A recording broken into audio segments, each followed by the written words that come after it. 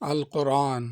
اور جب انسان کو کوئی تکلیف پہنچتی ہے تو وہ اپنے رب کو اسی کی طرف رجوع کرتے ہوئے پکارتا ہے۔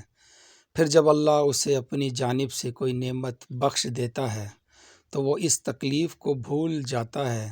جس کے لیے وہ پہلے دعا کیا کرتا تھا۔ رسول اللہ صلی اللہ علیہ وآلہ وسلم نے فرمایا، اگر کسی شخص کا ظلم کسی دوسرے کی عزت پر ہو یا کسی طریقے سے ظلم کیا ہو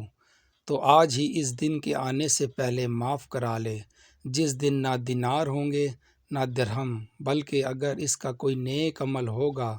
تو اس کے ظلم کے بدلے میں وہی لے لیا جائے گا، اور اگر کوئی نیک عمل اس کے پاس نہیں ہوگا تو اس کے مظلوم ساتھی کی برائی اس پر ڈال دی جائے گی۔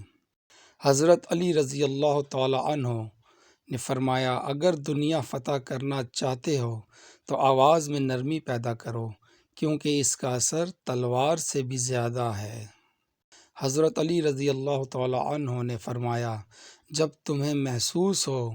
کہ تمہاری طبیعت کو ذکر خدا سے سکون محسوس ہوتا ہے تو سمجھ لو کہ اللہ پاک تمہیں پسند کرتا ہے۔